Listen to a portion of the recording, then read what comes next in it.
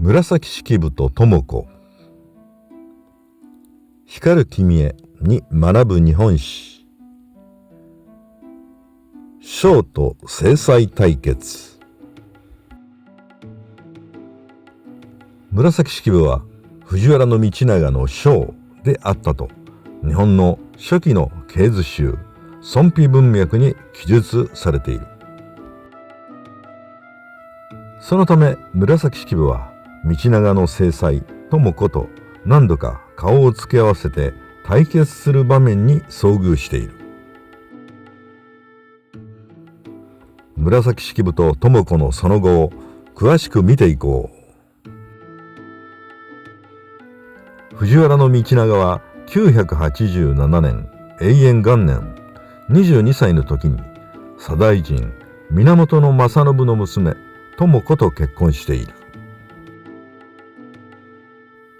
智子はこの時24歳で道長よりも2歳年上の姉さん女房であった。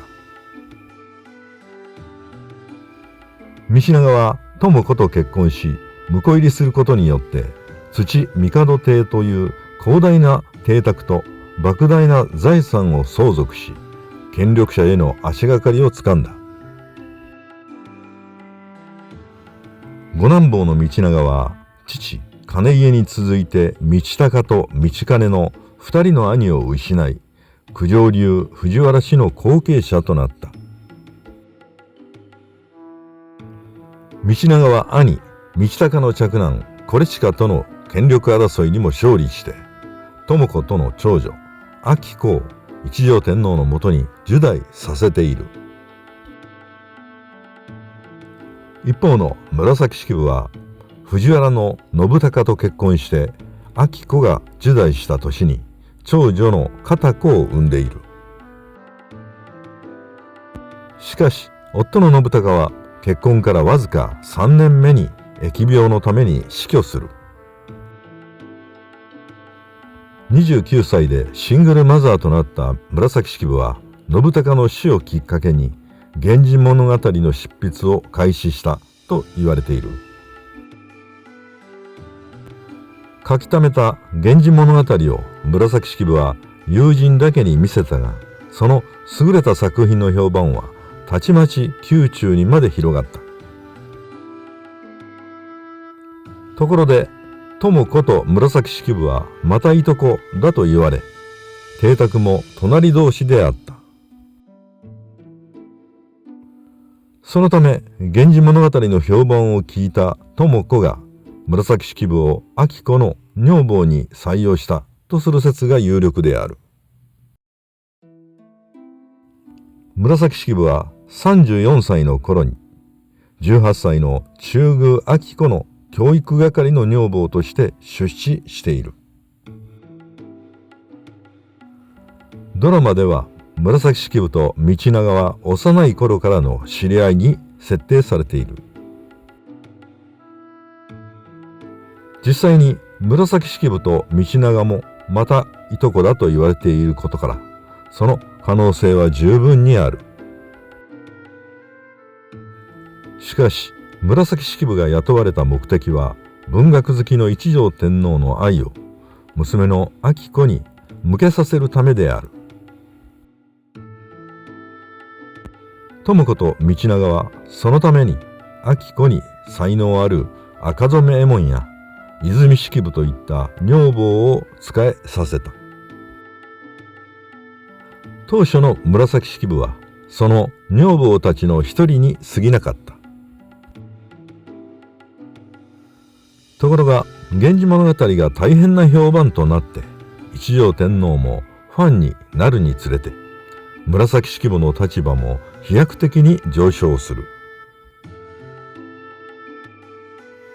一条天皇は源氏物語を読むために紫式部のいる彬子のもとに頻繁に通うようになり、自然とそのまま泊まることが多くなった。そして紫式部が出仕した2年後に彬子は敦平親王後の御一条天皇を、3年後には敦長親王後の御須沢天皇を生むのである。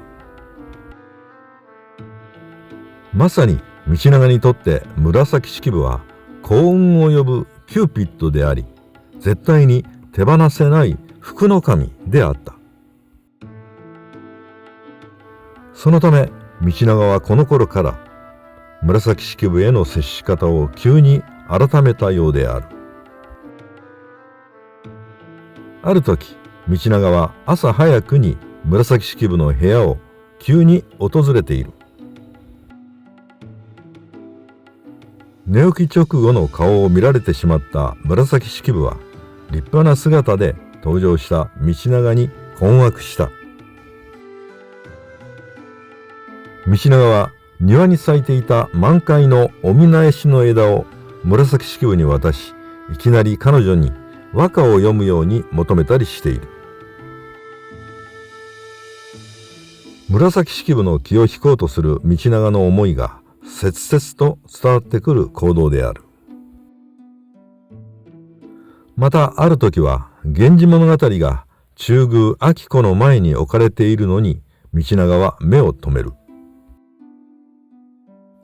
すると道長は紫式部と雑談しながら梅の下に置かれていた紙に次のような和歌をしたためた。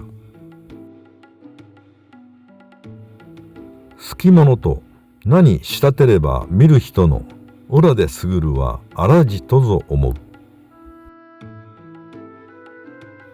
その意味は、梅の実は酸っぱく美味であるから枝を折らずに通り過ぎる者は折らないだろう。つまり道長は紫式部に色恋沙汰の好き者と評判のあなただから口説かずに素通りする男はおるまいとの和歌を送ったのである。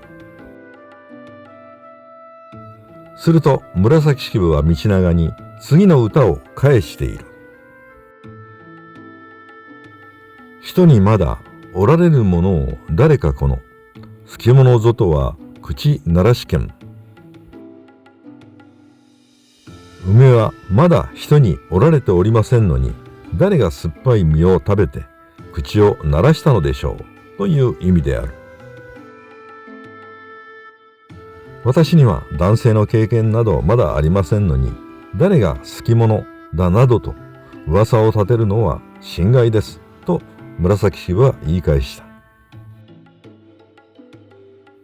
紫式部の日記にはその夜綿殿に寝ていた式部を訪ねるものがあったと記されている。戸を叩く物音は朝までずっと続いたが紫式部は戸を開けなかったがそれは道長であった。つまり道長は紫式部を何とかものにしようと根気よく努力を続けたのである。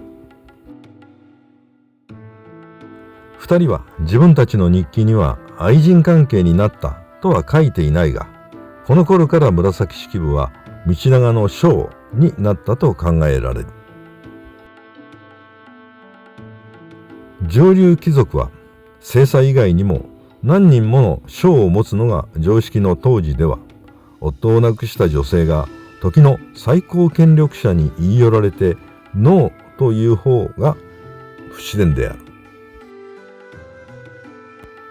将とはシングルマザーなどを経済的に救い保護するという一面があった制度でもあった。では一方の正妻智子は一体どういう性格の女性で紫式部のことをどう思っていたのだろうか。智子の性格について映画物語は道長が醍醐天皇の孫にあたる源彬子をもう一人の妻とした時の智子の様子を次のように記している。道長は智子と水も漏らさないほど仲睦まじく過ごしていたがやがて源高明の末の姫君彬子と親しい仲になられた。土帝の姫君智子は辛いお気持ちながらもとても気性の穏やかな方なのでおっとりとなさっている。智子は感情をあまり表に出さない奥ゆかしい女性だったようである。しかしそんな智子も紫式部と道長が親しくする様子を見たときは違ったと紫式部日記には書かれている。彬子が敦平親王後の御一条天皇を出産すると、道長はお祝いの儀式を盛大に催した。誕生50日目を祝う宴の席で、酔っ払った道長は紫式部にふざけかかり、着物の袖を掴んで歌を読めと迫った。いかにいかが数えやるべきやちとせのあまり久しき君が見ようばと紫式部は読んだ。紫式部が誕生50日とかけていかにいかがと親王の長寿を願うと、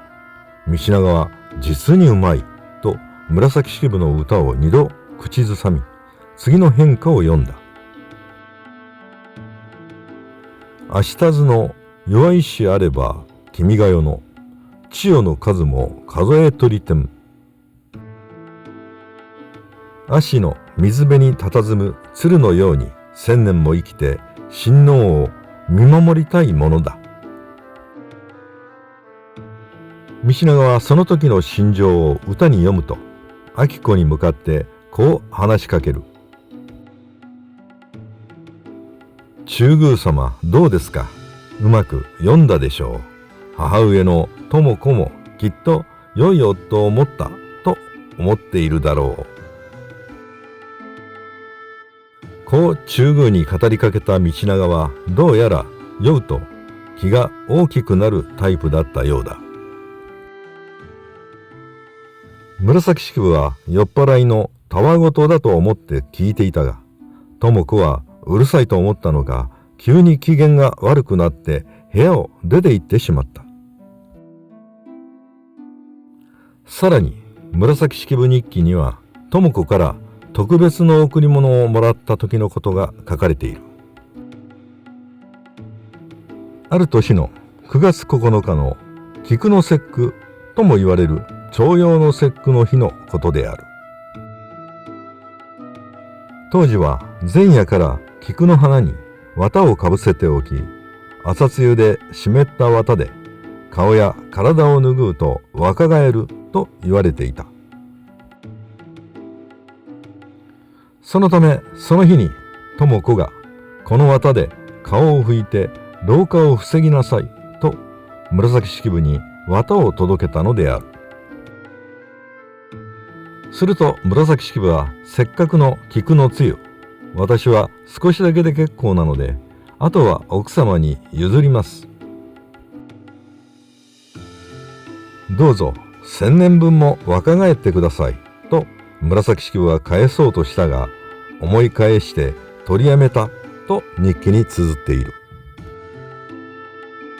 もしも本当に紫式部が智子に菊の露を返していれば、一悶着起こっていたことだろう。智子は道長よりも2歳年上なので、紫式部は9歳年下である。道長を挟んで将と正妻が若さを競って対決したと取れなくもないやりとりである。どちらも才女と言われた女性同士なので、感情を表に出した争いは絶対にしなかったに違いない。しかし表面に出ない分、紫式部と智子は内面に激しい嫉妬を燃えたぎらせていたのかもしれない。